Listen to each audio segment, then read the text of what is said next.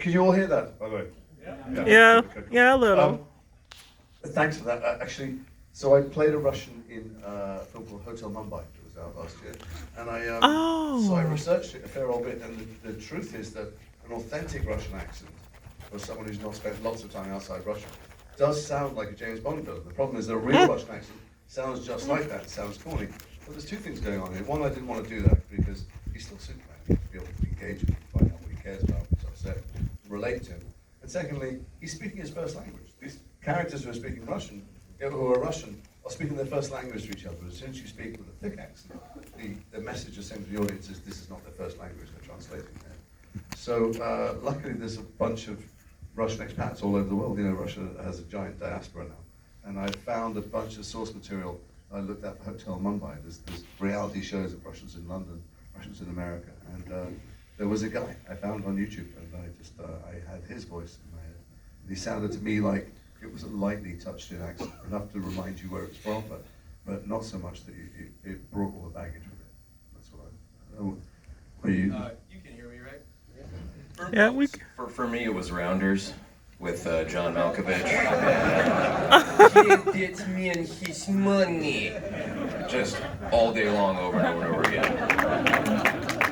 No, I have a dialect coach, a woman by the name of Paula Glott, and I believe she's got a new, really hard to pronounce last name. She's been married, and she is like, she will forget more about dialects than we will all ever hope to learn. And I came in fully prepared to do a very, very thick Russian accent, and this is where the collaborative process of working with everybody on the other side of the glass, Wes and Bruce and Sam, and everybody telling me, hey, we're gonna do it like this, or not so much there, so that it doesn't kind of jar. So it's a big collaborative thing, but dialect coach, and then again, Piedet me and his money, and just over and Oreo cookies. I don't know. Thank you.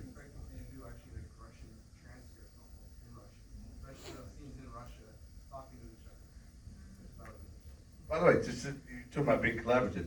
You know that we don't ever record with each other. It's one of the odd things about animation.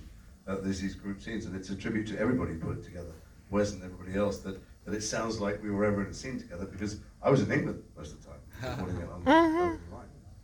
Wow. Next. How about right here? Speak super loud so people right at the back.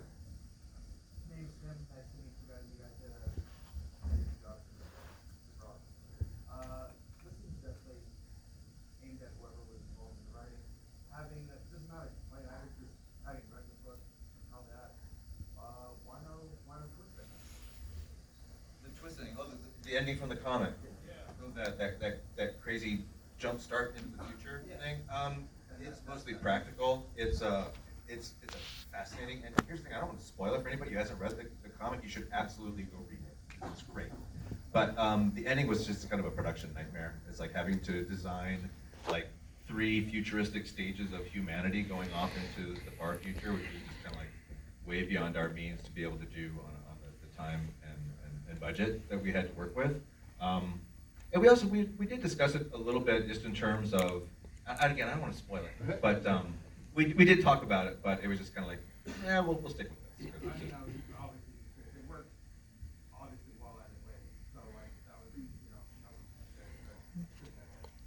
Thank you, Tim. How about Sam's got? Sam? I'll try to keep it short, but for me, right, one of the things that, you know, I'm a big sort of like flow person.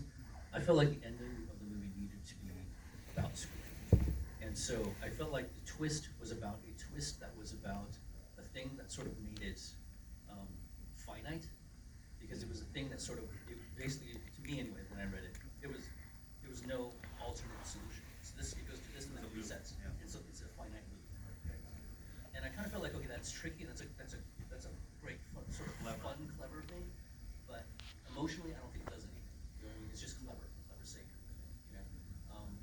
I kind of felt like even at the end, there was a different line, or then Svetlana sort of screaming back to him. And it was because of the cleverness of Luthor. But I again, like we've had a discussion. I was just like, it's got to be about Superman, and we got to close him as a character. you know, it's like he returns to basically his, you know, his innocence again, you know. His, And nobody recognizes him in that hat, which is awesome. Thank you. All right, Yuri. Short question. My name is Yuri. Jason, how many films are you gonna, how many films are you gonna kill Stalin in? Many as I can. Had to go for the humor there. Somebody weigh in? All right, right there in the middle. All right. Hey guys, my name's Sam. Sam, thought you all did fantastic performances. Excellent chemistry between everyone in the cast. Loved it. Now, Who was best? No, sorry, go. Okay, so here's my question, and Jason, this is for all the actors, everyone. You guys did great too, love you, Richard. But if you had a character, you played a dozen characters before, if you had a character to do over again, just for the sake of, I could have probably done that better, who would they be and why? You mean if we were to switch characters, or? Oh, no. Oh, just Throughout our entire career, which part will we Pretty do much. again?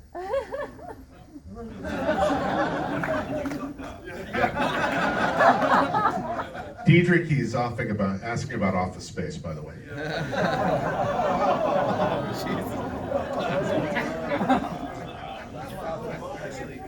Oddly enough, I had a different character for Lawrence before walking in. I had just seen Bottle Rocket, which is an absolute masterpiece if you've never seen it. Anyway, I can't do it now, but I had worked up a whole Owen Wilson impression for Lawrence, because I was like, well, they're going to shoot in Austin, and he's from Austin, and that's going to be really cool. So I signed in, and I sat down, and Owen Wilson walked out. So I checked the sheet, which I did not look to see who else was signing in, but he was reading for Lawrence. So I had to come up with an entirely different character, because I couldn't do a better Owen Wilson. Between the sign-in sheet and the, the room. So that was, that's what I came up with. Yeah, no, but I thought every performance was really fantastic. And it's really interesting what Jason has said, because it does rely so heavily on these guys to get the same tone all the way through, and have a commitment to the scenes, to not overplay them. We could have been much more cartoony, but the threats were real, the consequences were real, and the choices felt like they had a great import. And I was particularly struck by that. Anybody else, or we? Speak for everyone when I say we would play differently all the parts in series we've been in, which have been cancelled. All right, how about right there?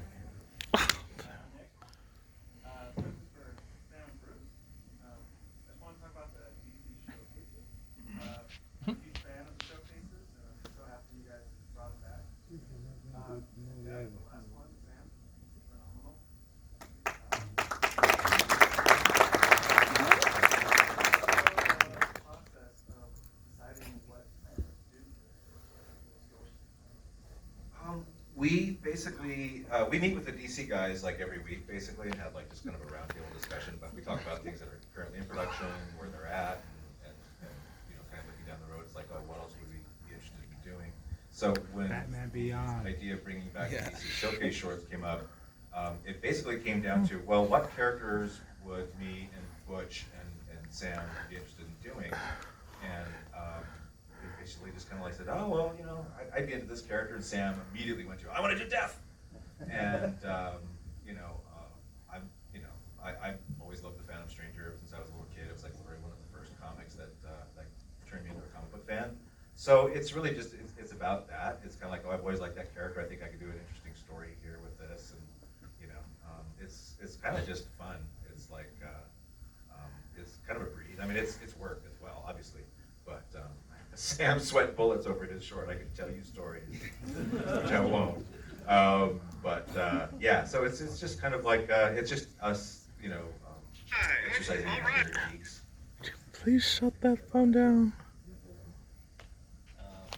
No, I mean, that's pretty much it. it. I mean, it's weird too because so much of it is some of it's timing. You know, like I was fortunate enough that I feel like even though like James and Bruce maybe are fans of like video game and stuff, I don't know if they love it per se.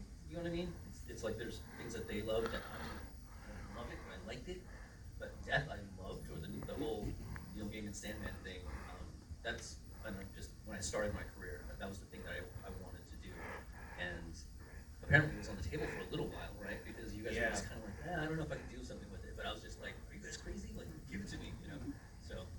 So sometimes it's luck and it's timing and it's things like that, you know? So. Good time for one or two more questions. All right, all the way in the back. Okay, you, the one waving her hand. Yes. Damn. Sorry. It's all right. Hi. I just had a question for the actors. As an actor myself, just starting out, what kind of advice can you give to an actor just starting out in the industry?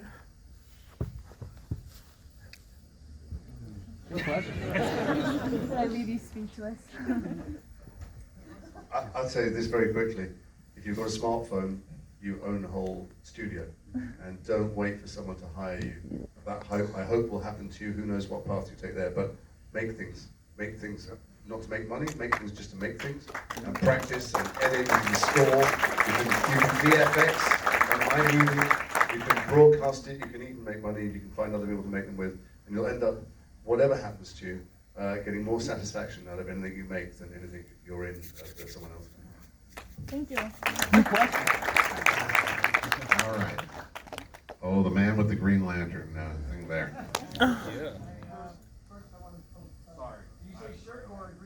No, the recharger. Yeah, You guys gotta find it out. He brought a prop. He gets to ask a question. You see that coming? She drives Uber on the way home if you need help.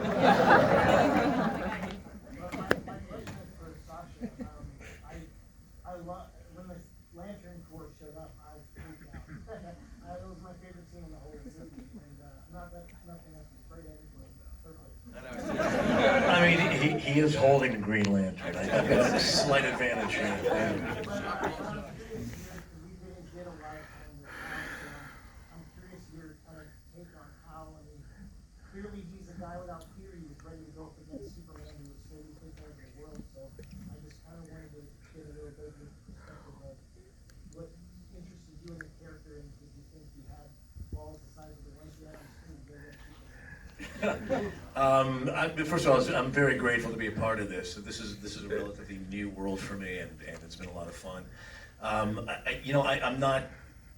not somebody who grew up on all of these characters, so they're also relatively new for me. So just to, my own perspective was just, this is a great patriot. This is somebody who's going to do anything at any cost, and truly believe that he was going to be victorious. But clearly was not. Yeah, but I also, I enjoyed the character. I enjoyed the snide sort of remarks on the side, and I had a great time doing it.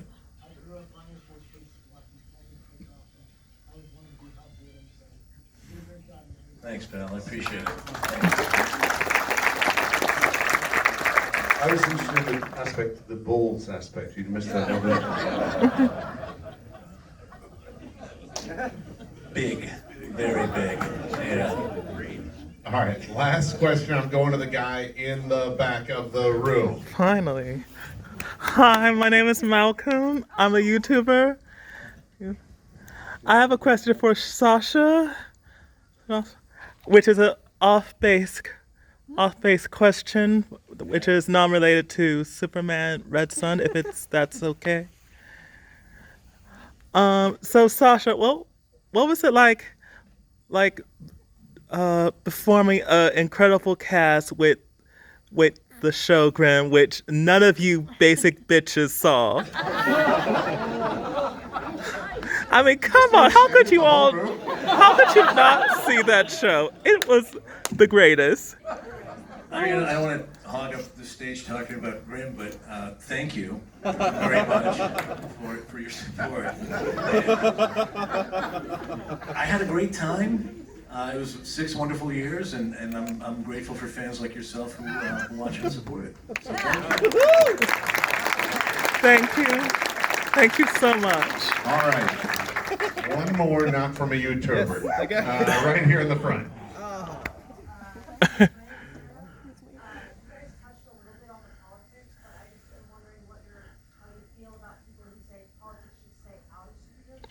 I'm not one of those people, but my brothers are. Just tell them they're wrong.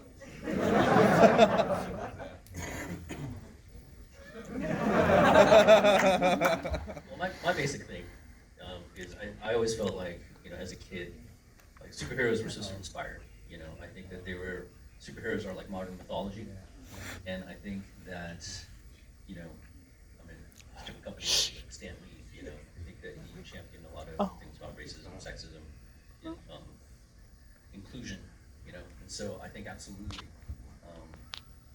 superheroes should be about doing what's right, about a higher ground.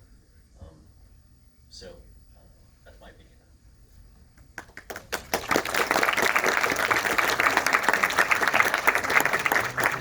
All right, when we're done, I'm going to need Ilya, Tim, Nick, and Sarah to meet me over here.